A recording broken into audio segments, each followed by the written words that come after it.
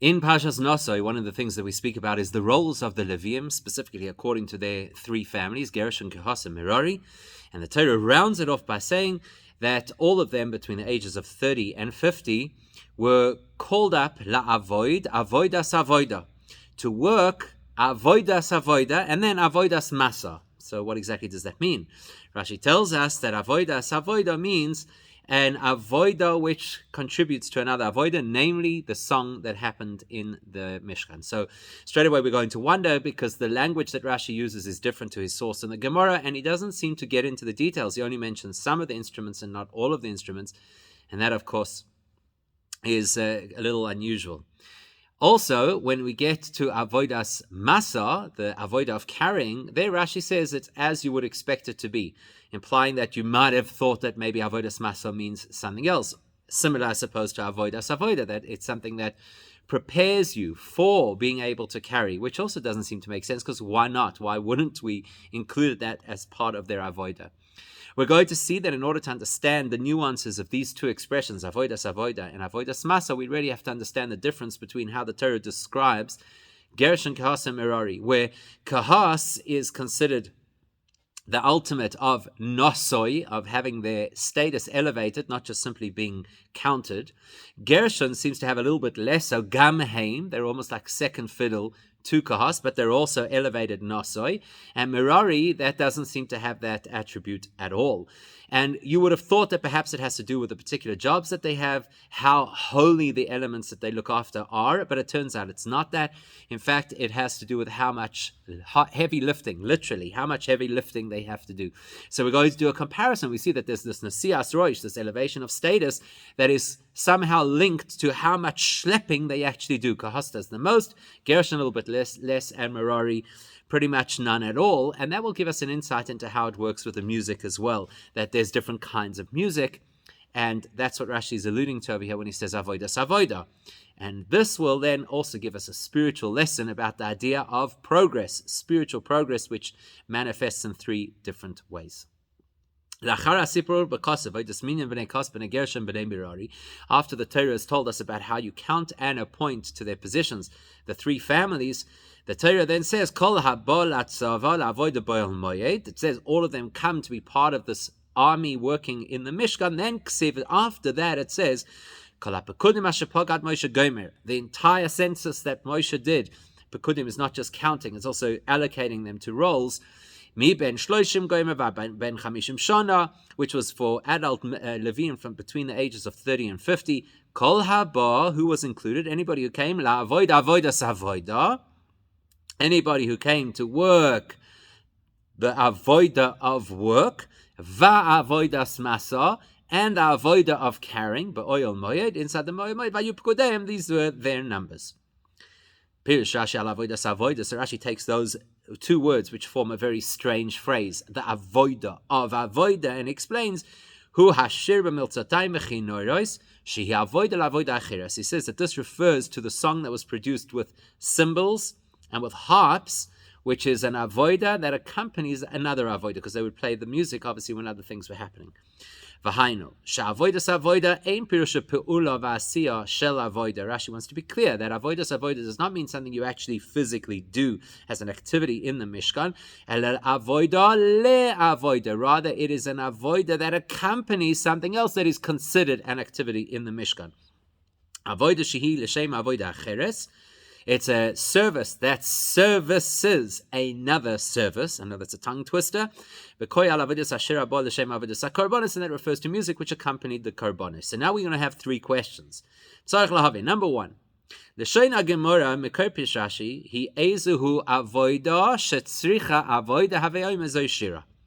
Gemara uses the language almost the exact opposite of how Rashi does.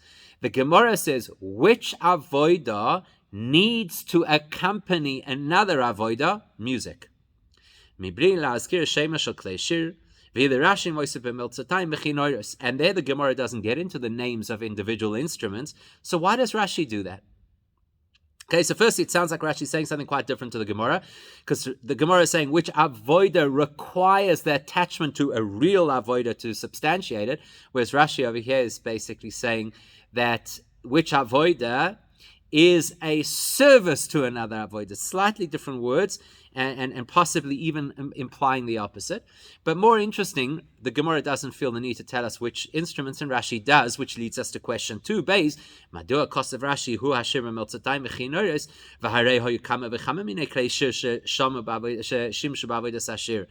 Why, if Rashi is going to mention instruments, does he only pick 2 out of all the various instruments that were used at the time of the Karbonos?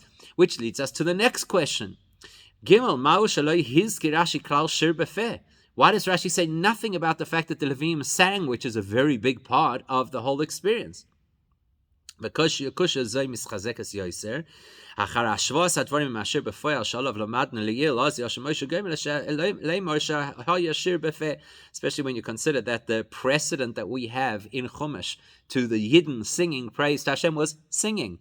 So why does Rashi feel the need to mention instruments? If he is mentioning instruments, why only 2? And why doesn't he mention singing? Now, you might say, oh, I know why he only mentions 2 instruments, because that's common. You bring the most generic examples that you could possibly find. And maybe these 2, the harp and the cymbals, represent all of the musical experience in the Mishkan. Well, that's not the case. So don't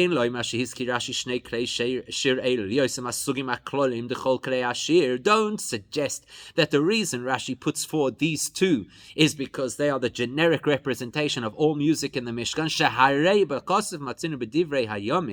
Because if you look in Divrei Hayomim, where it does speak about these generalized instruments, there it says, there it talks about 3 different kinds of musical instruments. Not just harps and cymbals, but flutes. So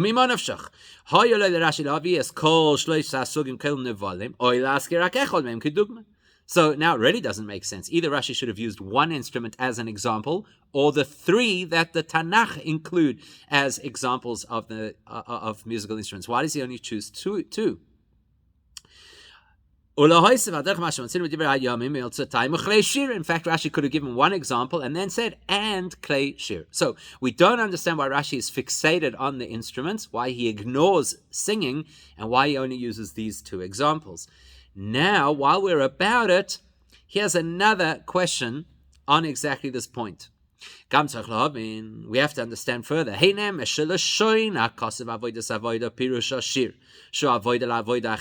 understand that the language of the Torah indicates that this is an avodah that is attached to or services another avodah, namely music. Okay, so we understand that's what the pasuk is saying. But why does the pasuk say it? In other words, we don't yet know that music is part of the Mishkan. Why is the pasuk talking about it here?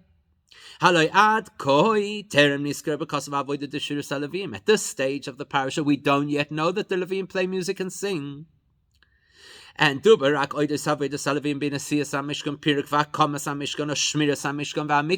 we know so far is that the Leviim assemble the Mishkan, dismantle the Mishkan, and look after the Mishkan. Whereas the instruction that you have to sing as part of the service in the Mishkan, that's only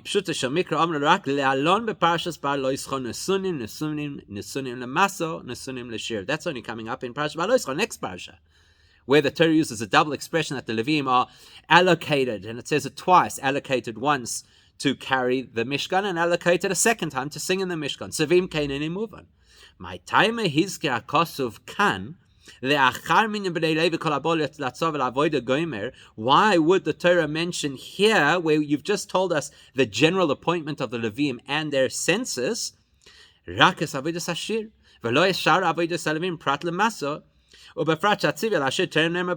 why now are we talking about music? There are other roles that we could have spoken about, and music we don't even know about yet.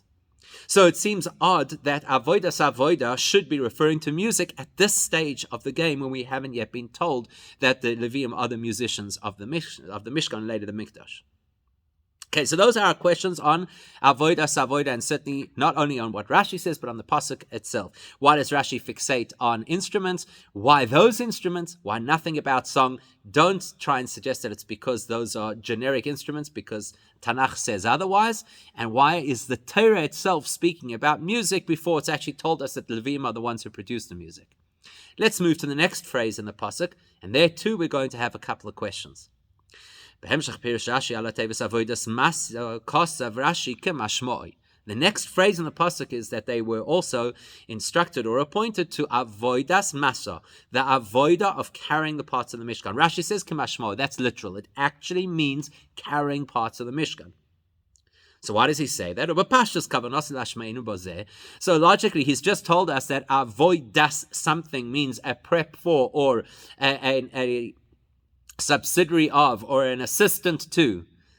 So here you think the same thing. Because Rashi has just told us that avoida means work to support, or service to support another service. So you would have thought that it is the same expression happening over here. Just like there, avoidas meant the service to assist another service. You would think avoidas maso means the service to assist the carrying. Avoida shila shem maso veloy maso gufa. Something that supports the carrying without it being the carrying itself. That's why Rashi had to step in and say, no, this one is literal. This actually means carrying. So, that's what Rashi is doing. Now you have to ask yourself the question, so what would the avoida le maso be that Rashi has to tell us, don't think that's what the pasuk is referring to, because it's not. What is there? What is there that services carrying the items? So yes makom lo mishakavoni lavodas teinas ha'agolois she'eino hamaso gufa el avoida lemaso avoida litonis hakroshim b'chulei alo hagolos avur maso ha'agolos. So the most logical thing would be to say it's loading the pieces of the Mishkan onto the wagons that the Leviim used to transport the Mishkan. So it's avoida lemaso. It's what helps you to be able to transport. And then you'd ask, why is this discussed over here specifically? Well, the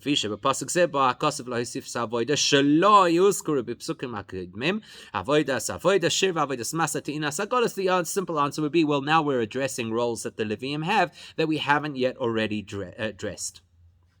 Okay? So you would think at this point that Rashi needs to he needs to exclude the possibility that it's saying loading the wagons is avoida le maso. No, it's not. Avoidas maso means actually carrying and transporting the piece of the Mishkan. But that's not going to be a good enough answer, because firstly,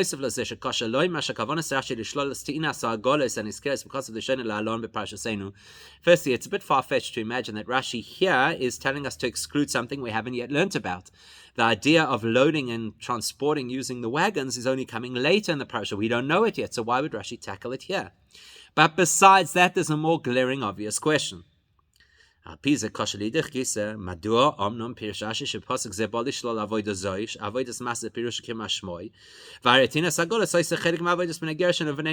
why, in fact, should we exclude the loading up of the wagons from part of their avoida? It is part of their avoida. So if you want to argue that Rashi is concerned that you would have thought that perhaps loading the wagons is included in Masa, and you need to know that it's not, well, then the obvious question is, why not? It's part of their avoida. Why would it not be counted? So in order to understand all of that, we're going to go back a little bit earlier in the parasha, right to the beginning of the parasha. We're going to have a look at the expression Nasso es roish b'nei Gershon specifically, and ask a few questions about the distinctions which we will start to pick up and how the pasuk addresses counting and appointing kahas, Gershon, and Merari. It does not seem to be equitable, and we need to understand why. So Yuvin will understand all of our questions by analyzing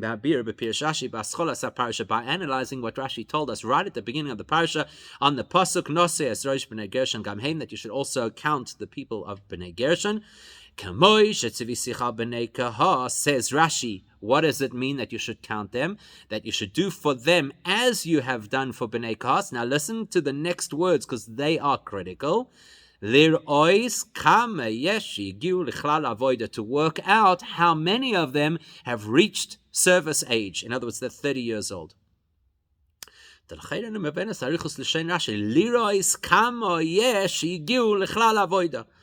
is Rashi saying in such a lengthy, wordy way? Count them to see how many are there that have reached the stage of avodah. Why do you have to speak that way? We know already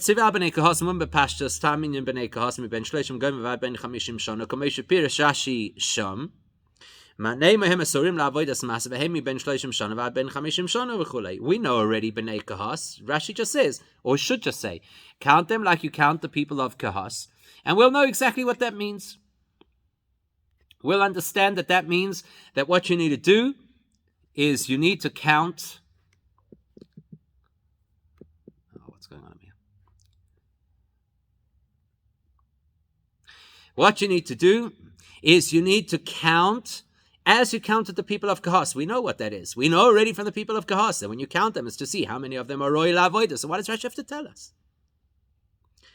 So the Maharal is going to give us an insight over here, and he's going to explain to us that the word Nasso over here means more than count, and that's what's relevant, and that's what the Torah wants us to know, that there is a status assigned to each family of Leviim at the time of their respective Nassoi, which is actually just going to give us a series of other questions, but that will open the way to understanding what's going on over here. Maharal b'Pirusha Gur Aryeh Bi'er, the Maharal in his Gur Aryeh Pirushan Rashi says, Kavonas Rashi kan lashmienu shepirush Nassoi es roish b'nei Gershon gam heim. The fact that he says count b'nei Gershon also einoi limnois es b'nei Gershon kamosh nimnu b'nei kahas ben shloshim gam avad ben chamishim shana. That's not an instruction to count the same age bracket that you counted b'nei kahas. Ki gam heim lo koya le'acharav al ha'posuk haba mi ben shloshim shana gomer ala alefanav ha'posuk ha'kedem Nassoi es roish. The Maharal says that when you read a pasuk, the words of the pasuk may sometimes link to the next pasuk that's about to follow, or sometimes link to what has already been stated earlier. So I've got these words that say gam heim. You also have to count b'nei Gershon. Does the gam heim relate to what we're about to say? Mi ben shloshim shana v'ad ben chamishim shana, which would mean, just like you counted the people of Kahas between the ages of 30 and 50, likewise you should count the people of Gershon between the ages of 30 and 50. Or gam heim means Nassoi. Just like you elevated the status of B'nai Kahas, so you have to elevate the status of B'nai Gershon. Says the Maharal, yes, that's how you're supposed to read it. The gam heim belongs to the first part of the pasuk, not the next pasuk. The Torah is telling us over here not just simply to count, but to assign them a special role. In other words, the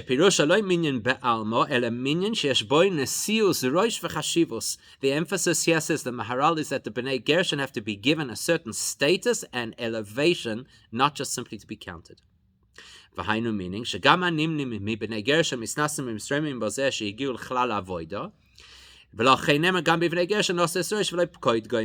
in other words, what it wants us to know is that the people from B'nai Gershon, once they are counted, they don't just go on record as being part of the census, but they get elevated into a position.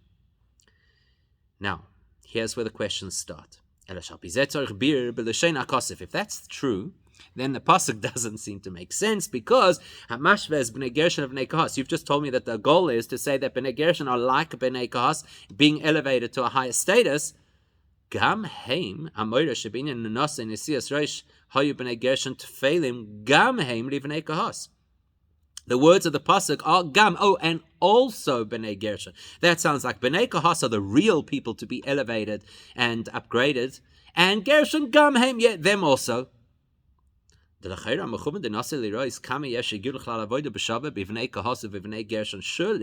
there's no clear message in the pasuk over here that we want to distinguish between Kahas and Gershon. So why would the Torah then say gam heim? It should have just said Nasso es roish b'nei Gershon, and we would know that means to elevate them.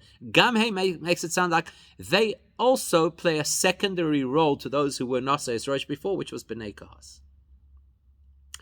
And the question is even stronger when you think about Bnei Merari. When you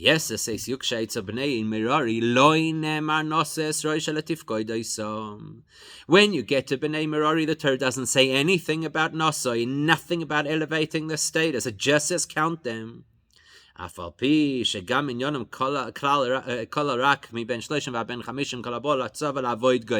Even though their counting, their census is identical. So something doesn't make sense over here. You're saying count like you count them, 30 to 50. But then you're implying that there's really a difference. Kahas is Nassoi. Gershon is Nassoi Gam, also elevated. Merari is not Nassoi at all. Doesn't make sense. If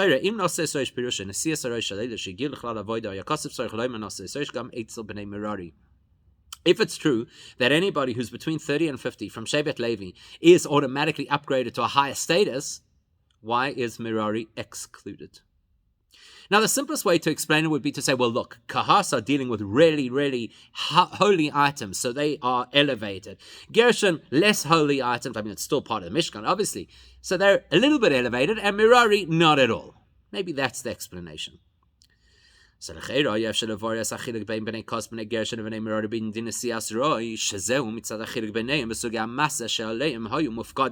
perhaps the reason that distinguishes the Nesias Rosh, the upgrade for each family of Levi, is relative to which part of the Mishkan they're responsible for. Bnei Kahas mufkadim on Nesias Kodesh HaKadoshim, ha'aren ha'shulchan ha'menorah ha'mizbachos v'cholo cheftzei ha'mishkan ha'mekudashim b'yoser. Bnei Kahas had to look after the most precious holy items of the Mishkan, the things that sat in the epicenter of the Mishkan, the aron, the shulchan, the menorah, etc. So that would explain why they are the ones who are the most elevated, because they deal with the most holy components of the Mishkan. Bnei Gershon Bnei Gershon, who also handled very important holy parts of the Mishkan that were, so to speak, face to face with the Kodesh HaKadoshim, because they have the Yeriyos and parts of the Mishkan that actually extend over the Kodesh HaKadoshim, the curtain that divides the Kodesh HaKadoshim. So they were also elevated to a high status because they're dealing with very important holy elements. But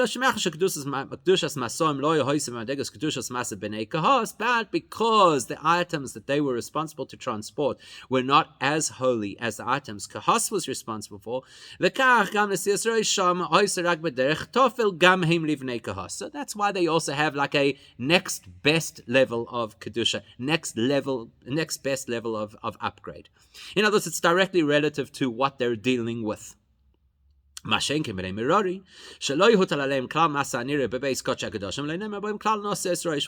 Merari, who were responsible for transporting the external elements of the Mishkan that never came anywhere near the Kodesh HaKadoshim, so they're not dealing with such holy elements, they don't get upgraded that high. The truth is, we could even look ahead in Parshas Ba'aloischa and see that Rashi seems to say something a little similar. That you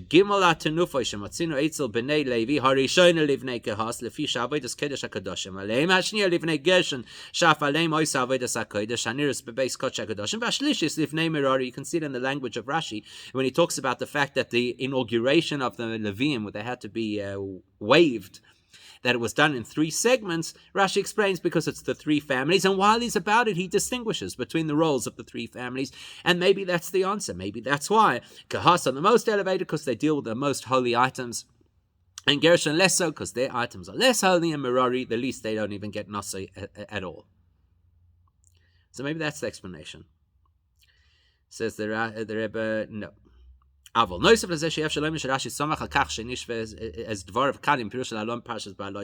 all, it's always a stretch to imagine that Rashi will say something now relying on the fact that later he'll clarify it.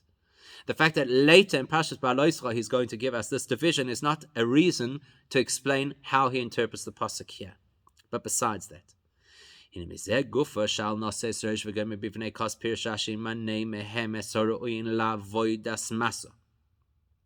Shasiyasa dereshes bale koyach b'emshech Rashi v'hapochus mishloshim loy nisma lekoycher v'yoysa ben chamishim koychem machish miyato. Rashi says clearly that the age bracket 30 to 50 was directly related to the physical labor of schlepping the pieces of the Mishkan. Under 30, you're not full strength. Over 50, your strength begins to wane. This is your period. And Rashi made no hint to the possibility that their role is in any way linked to the degree of holiness of the item they happen to carry. So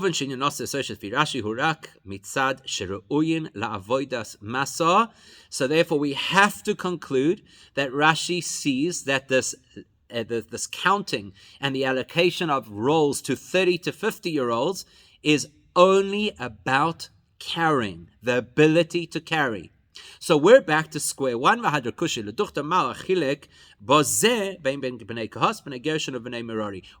are we distinguishing between the three families? Why is Gahas Nasso? They're elevated to the highest status of Kedusha.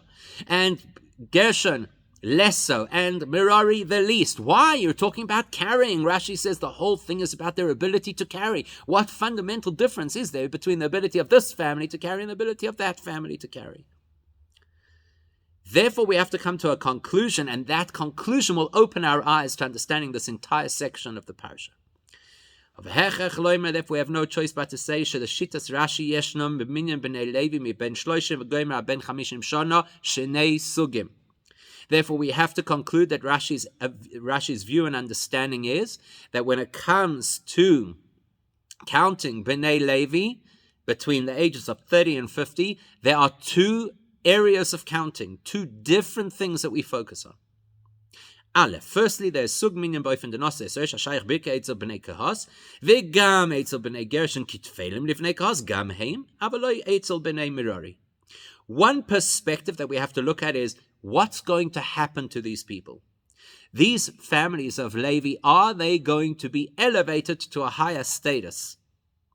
If we look through that lens, Kahas is elevated the most, Gershon next, Merari the least. But when we talk just generally, as the pasuk does, about counting the Leviim, they were not talking about their status, we're talking about their numbers. Well, then that's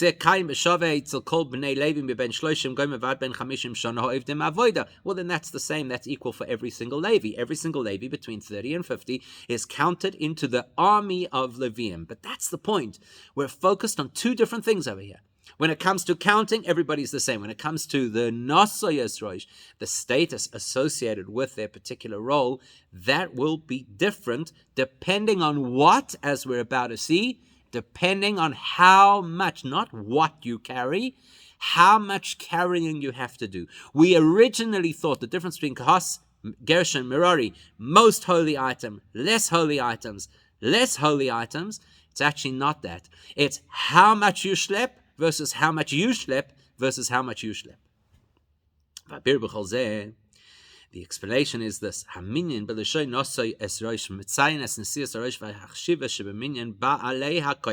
already identified, Rashi Dafka says that this age bracket are the people who have the strength to be able to carry, and that's who gets the Nasso. The people who have the strength to carry, they're the ones who get upgraded to a higher status. That's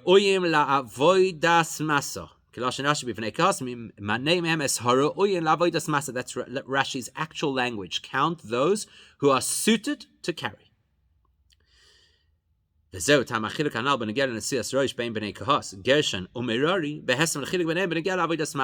that's how we're going to now distinguish between the three families, because the nature of their work is different.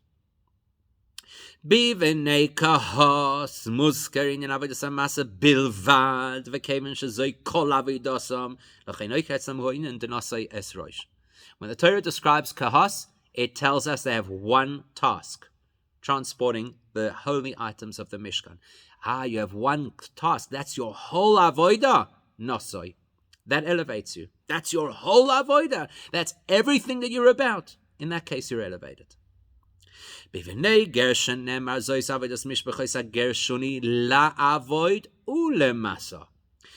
introduced to Bnei Gershon, they have two roles. They have to serve in the Mishkan and they have to carry. So etzlam yeshna avodah neisefes al masa.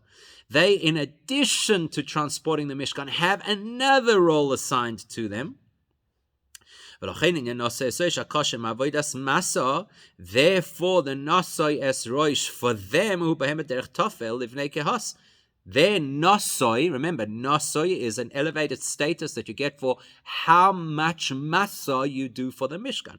Kehas is 100% masa, 100% Nassoi.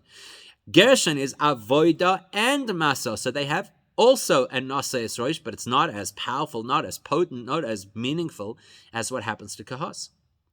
Notice that's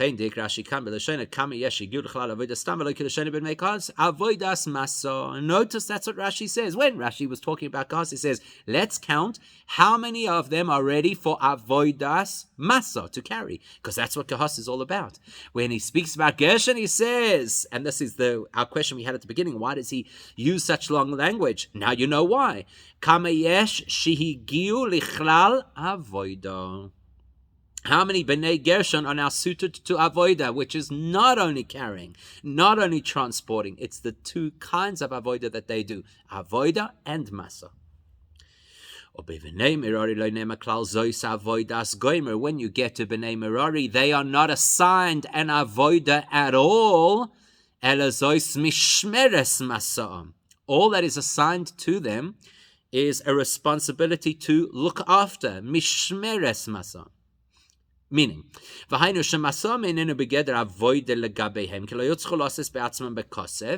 Merari didn't actually carry things on their shoulders. So they don't get referred to as the carriers, the transporters, because they don't actually physically transport things. In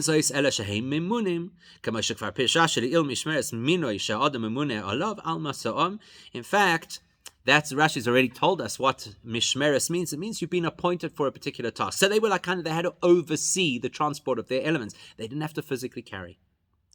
They are responsible to make sure the job gets done, but not necessarily on their own physical bodies. In fact, the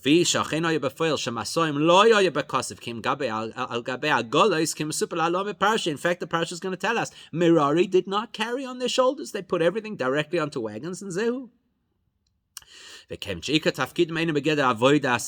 Because B'nai Merari didn't have the work, the physical labor of carrying, they did not get the status that is associated with those who carry. So we thought the distinction between the three families was because of what they dealt with. The holier they are, the more upgraded the family. It emerges that's not the case. It's how much of their time and effort had to go into masa carrying. So when you're talking about B'nai Kehas, their entire avoida is avoidas masa. They get Nassoi, the ultimate status upgrade. Gershon, who has a bit of masa and a bit of avoida, they get a little bit of an upgrade. And Merari, that just has to oversee, but doesn't have to get their hands dirty in the same way to carry the Mishkan, they don't get the same upgrade. Yet, in spite of this major difference, what we do see is Nimnu gam b'nei Merari mi ben 30 shana gomer v'ad ben 50 shana. We do see, though, that the age bracket for which or in which B'nai Merari was counted was the same age bracket, 30 to 50. Why? Because even though they only supervised the transport and they didn't actually carry the items, you have to acknowledge that there's no such thing as a completely hands-off approach. Doesn't exist. What do you think? The pieces of the Mishkan magically got onto the wagons by themselves? They mainly used wagons to transport their part of the Mishkan.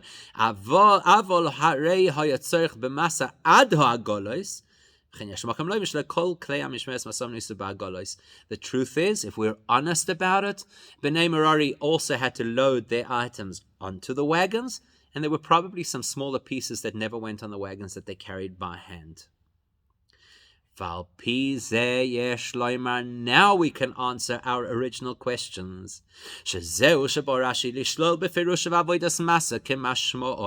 Now we understand what Rashi had to say. Avodas Masa means literally carrying the components of the Mishkan. Why? Because because you might have thought that avodas masa means the preparation in order to transport. Al derech mishmeres masom divnei mirari shepirushay ena masa gufel aminoi v'ho achrayos alinen masa. Just like we see mirari don't actually carry things. They don't actually move things. What do we see? That they are responsible to prepare, to facilitate the transport. Now that I know Mirari only facilitates transport, I might have thought avodas masa is talking about that kind of thing, where you facilitate transport. Appears that's Shela Rashi. Rashi does not want us to think that that is the translation of avodas masa. Why not? Because to facilitate something doesn't require physical strength. So we don't need the age bracket of 30 to 50, because Rashi's already told us clearly 30 to 50 tells you they're strong enough to carry. If you're going to translate avodas masa as being the supervisor, stands there saying, okay, move this, take that, go here, go there, then who needs a 30-year-old or a 50-year-old? You could have a 20-year-old or a 70-year-old, and you could achieve the same thing. That's why Rashi has to say kemashmoy. And plus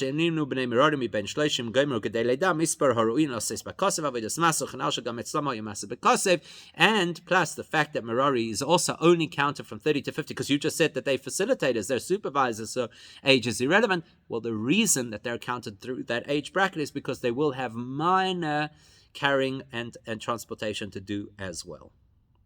Okay, so it seems really clear now, right? We understand what the difference is between the three families. We understand that whichever family does the most hard labor of transporting the Mishkan gets the highest level of Nasso, that's Kehas. Less so Gershon, almost nothing Mirari. We understand now how it all works, and we understand how Rashi wanted to be very clear that Avodas Masa does not refer to the kind of job that Bnei Mirari would do. It all makes sense except for one thing. Bnei Mirari were not the only people who used wagons. So we've made our entire proposal based on the idea that they didn't have too much work to do because they used wagons. Guess what? We have to understand. Bnei Gershon also used wagons to transport their pieces of the Mishkan.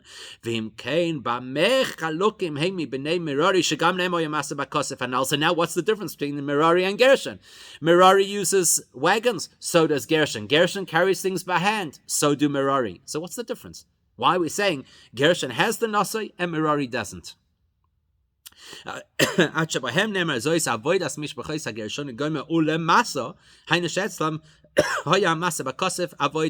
the Torah seems to make it sound like Gershon rarely carried things. Why? They used wagons. But the explanation is this. This is just simple logic. If you understand, if you can picture in your mind what the Mishkan looks like, and then you know what each family is responsible to do, you can assume that the dismantling of the Mishkan happened in a very strategic, logical way. First, Bnei Gershon would dismantle the part of the Mishkan that was relevant to them. The different parts of the like the so-called curtains and the roof coverings. So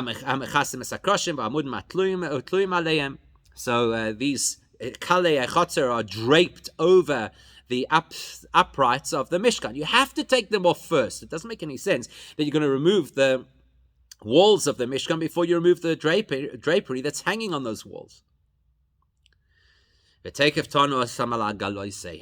they obviously took those components and put them onto their wagons. And then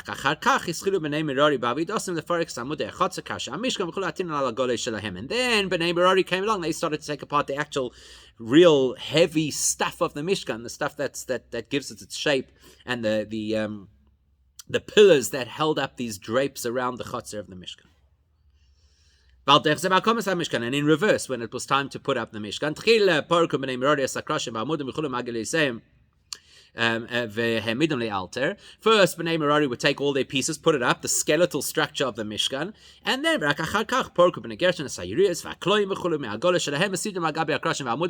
then Bnei Gershon would step in with all the drapery and the roof and the skins, etc., and they'd put it all up. It's logical. You can't take away the skeleton before you've taken away the skin.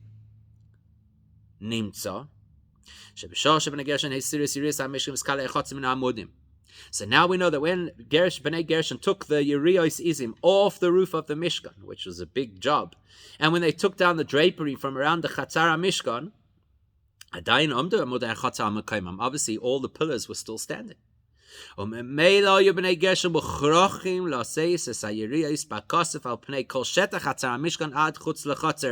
Plain logic tells you that means they had to carry all of these things the entire distance through the Mishkan, outside of the Mishkan, outside of the Chatzar Mishkan, before they could reach their wagons. Because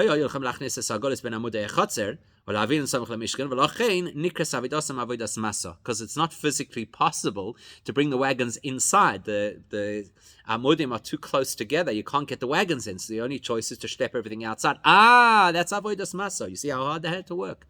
You see how much effort they had to put in. They had to schlep all this heavy stuff all that distance to reach their wagons. Mashenkim b'nei Merari, harei lo yishmechach shisu b'atzmam mislakroshim apnei shetach gadol, kemin shebecholtem lekarev esagalos lamindim bismichas lekar she'amishkan, v'nim shekol masam erak litin asagalos atzma. But the b'nei Merari, they've just got to now take down all these amudim that are standing up. Okay, fine. So you bring your wagon, push over the amud onto the wagon, and so you go. Once the whole external part of the Mishkan is done, you go to the internal part, do the same thing with the krushim, with the boards of the Mishkan. No major dragging things on your shoulders. So there are a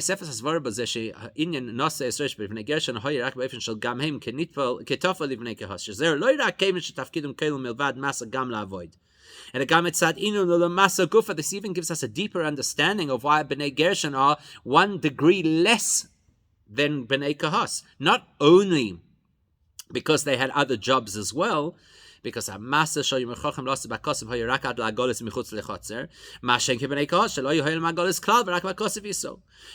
Bnei Gershon, although they had a long distance to transport all of the different elements of the Mishkan, once they were on the wagons, they were on the wagons. Bnei Kahas doesn't have wagons. They're carrying all the time. So now you can see the hierarchy. Bnei Kahas carry from location to location. Bnei Gershon, Gamahim, they also have a lot of schlepping to do. Not nearly the same amount of schlepping. And Merari doesn't have to schlepp at all. They can bring the wagons right up to the location and push the things on.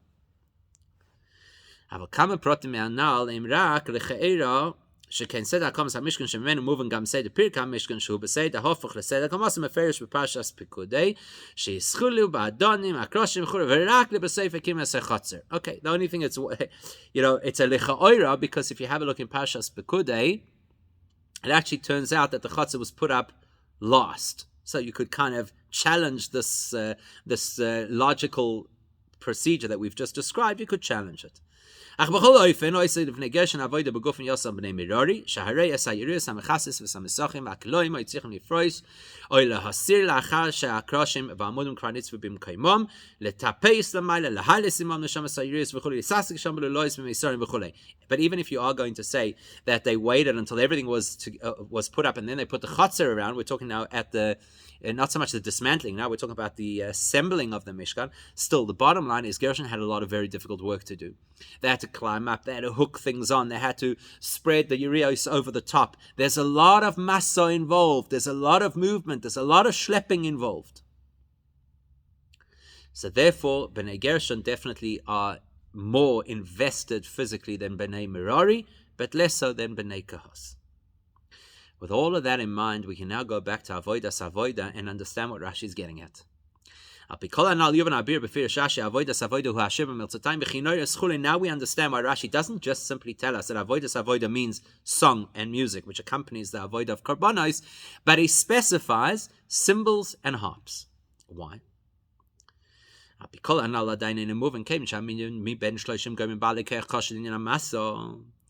everything that we have explained so far, which shows us that the age bracket of 30 to 50 is an age of strength, which is relevant, because the job of the Leviim is to carry and transport heavy and difficult, unwieldy items.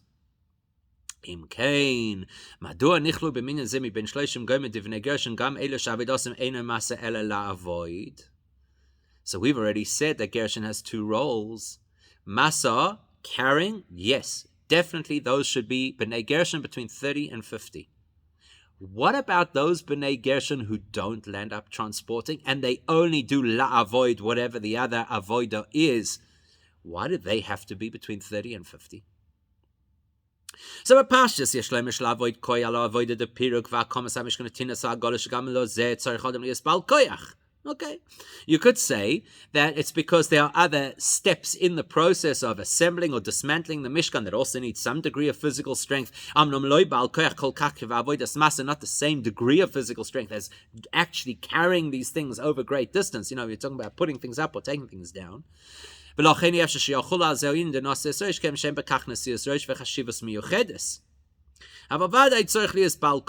so you could say, if you're somebody doing one of the lesser, there's the schlep heavy lifting, and then there's the smaller lifting, or the unhooking of the pieces of the kalei hechotzer from the amudei hechotzer.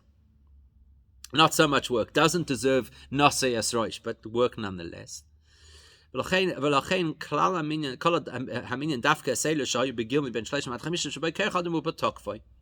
as long as you're talking about carrying, you have a reason to look at people between the ages of 30 and 50 because you need physical strength, and these people have it.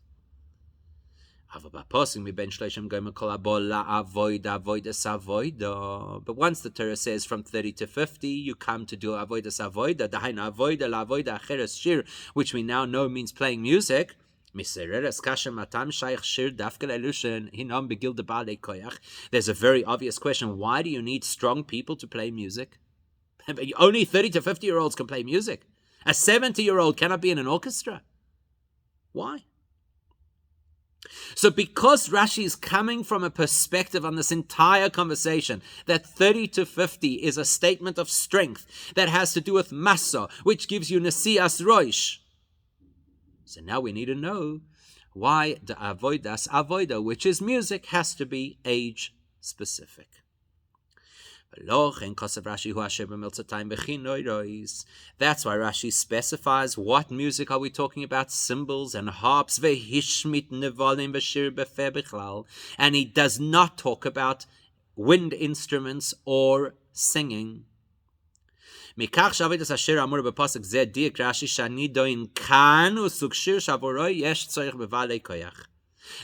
that this pasuk, not the pasuk coming later on that's going to tell us about the Leviim playing music, this specific pasuk of people between the ages of 30 and 50 for avoida, this is talking about whatever music needs some physical strength. Physical strength is required for the cymbals and for the harp.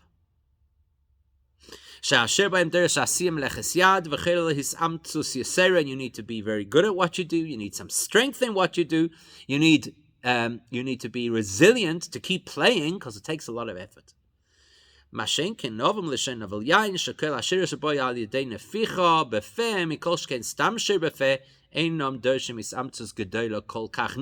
that's just like flowing wine. It's not hard. You blow. You sing. It doesn't take the same degree of effort. Therefore, in this specific pasuk about 30 to 50, which requires strength for avoida, must only be referring to those musical instruments that require strength. And now we understand why this is suddenly discussed here. We've just told how many people there are, and now we're saying avodas avoida.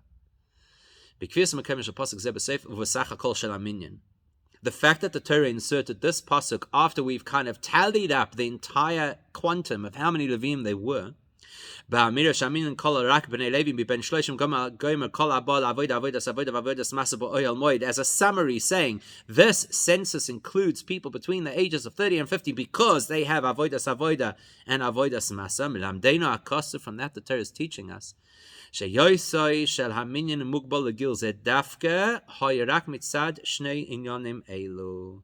That the fact that this counting had to be 30 to 50-year-olds is only for these two reasons. Avodas avoida asher b'meltzotay mechinoris v'avodas masa. It's for these two areas of service that you have to have 30 to 50-year-olds. V'loi mitzad sha'ar avodas b'nei Levi kepirik v'akomas hamishkanot inas ha'agolas she'efshar asesen gam la'achar ben 50 shana. Because there are other roles that the Leviim could play that are not locked into 30 to 50-year-olds. And the Torah wants us to know these are the types of avodah that are specifically for people who are of good health and good strength. As Rashi is going to tell us later on in Parashat Ba'aloischa, clearly he's going to say, that when a Levi reaches the age of 50, he doesn't do avoida anymore. Says Rashi, what does he not do? Avoidas masa b'kosef. He no longer carries.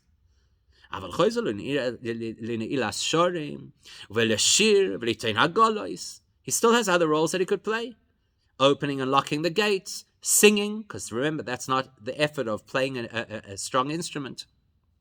Loading the wagons. Is to camp around the Mishkan to make sure that no non-Kohanim come in. All of those jobs Leviim have even above the age of 50. And that's exactly what Rashi is telling us over here. There's avodas avoid and avodas masa. Things that require physical strength have an age restriction. Things that don't, the Levi can continue to work afterwards as well. Which teaches us something very interesting from an halachic perspective. This is going to illustrate to us, as Rashi sometimes does, an incredible insight into an halachic issue.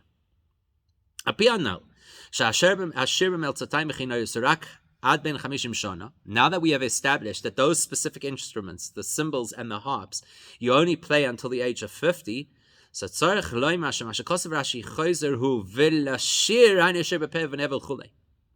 when Rashi said in the Rashi we just quoted from Parshas Ba'aloischa that over the age of 50, a Levi still goes back to sing, he means to sing and to play wind instruments.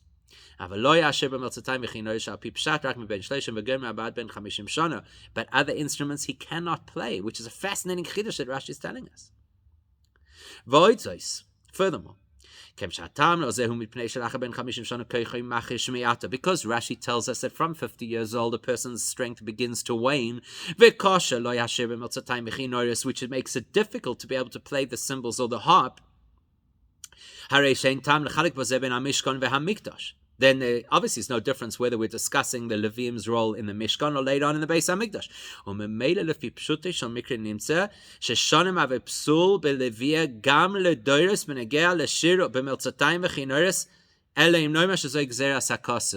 So Rashi is implying over here that not only in the time of the Mishkan, but forever, age is a disqualifying factor for certain services of a Levi.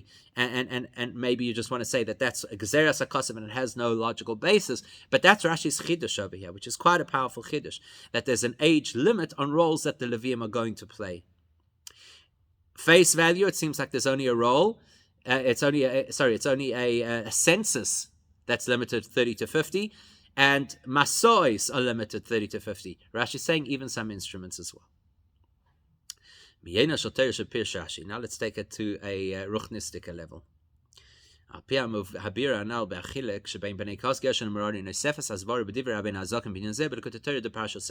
have seen the difference between the three families, and will give us a whole new insight into something that the Alter Rebbe says in this parasha in the Torah.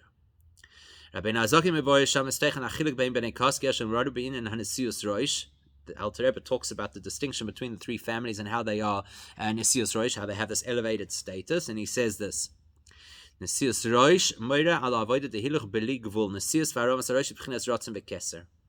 The Alter Rebbe explains that Roish obviously normally represents the part of us that is very rational. Nesius Roish is to elevate a person to a part of themselves that is super rational.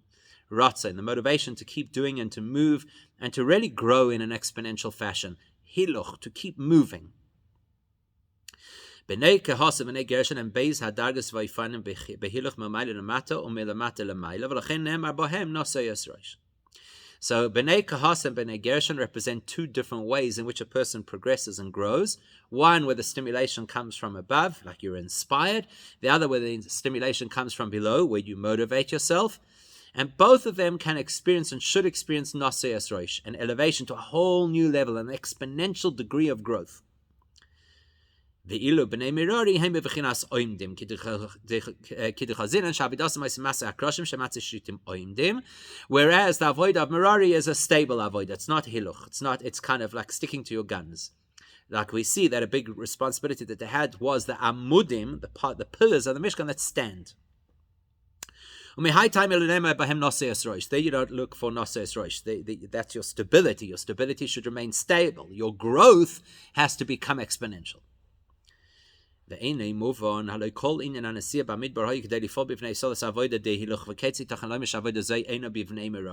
question is, the entire experience of traveling through the desert was to get halicha, get people to move, to grow, not just to go from point A to point B, but to go through experiences and to challenge themselves and to grow. So how could there be an entire component of Shevet Levi that's not involved in that? They don't have to grow. So based on what we have explained about Rashi, that there's a direct correlation between the experience of Nasso Yisrosh, which previously we understood just simply to mean an elevation of status, and now we're understanding that it means a whole different mindset, that you elevate yourself beyond what your rational mind can comprehend, so that you're ready for exponential growth. That is linked to avodas masa, to the heavy lifting.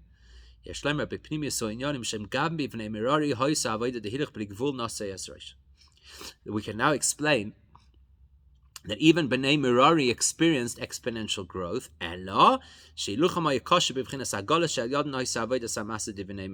just that their exponential growth was somehow tied to wagons and what wagons represent. So let's understand. We're effectively going to say that there are three layers to the experience of exponential growth.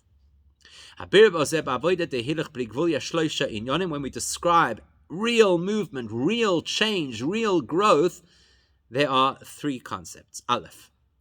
The fundamental principle of shift is when you get your nefesh habahamis to wake up and to start to love Hashem. That's the shift. And when that shift happens, it is powerful. Why? Because the nefesh habahamis is powerful. The kemish shayrish nefesh habahamis. Hu me oilamateyu lemayim mishayrish nefesh olikis lachen dafka ba yeshne inin rav tuas bekech shayr ava beli gevul.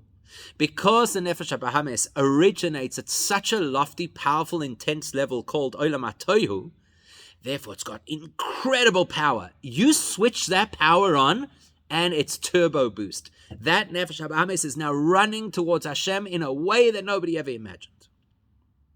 Number two. So that stimulation, that excitement of the nefesh habahamis has to be focused and directed. Acharecha narutza in the plural, the shein rabim. The idea is not just to get the nefesh habahamis to run, but even to get the neshama, the nefesh halikis, which is already in a healthy space, so it doesn't feel the need for bli gvul, it doesn't feel the need for exponential growth. The goal is that your nefesh habahamis isn't the saronic. Your nefesh habahamis should become so stimulated that it actually impacts the nefesh halikis to be stimulated in a bli gvul way too. And then, when even the nefesh halikis is stimulated to move so much beyond its natural state, then the nefesh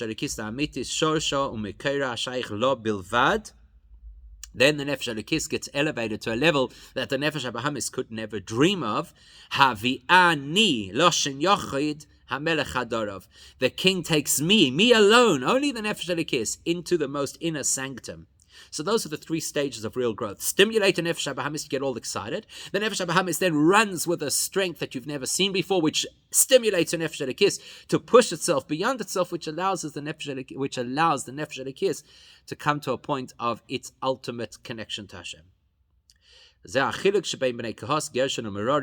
three stages are reflected in the three families. The B'nai Merari don't actually move parts of the Mishkan, they just see to it that it happens. Where's the real movement? Wagons. Even the little bit of transportation, of getting things onto or off the wagons, does not count as avoida.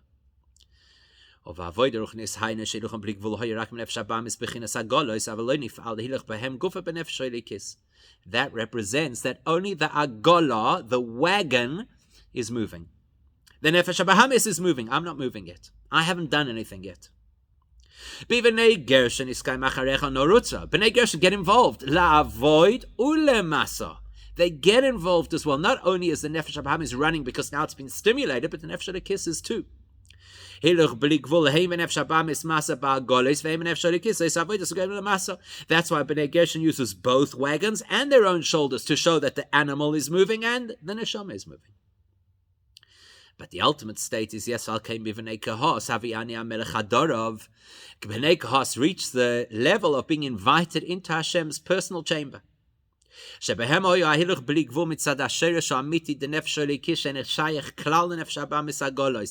reach the real bligvul, the real unfettered power of the neshama, which has nothing to do with the nefesh habahamis, doesn't relate to, doesn't speak to the nefesh habahamis.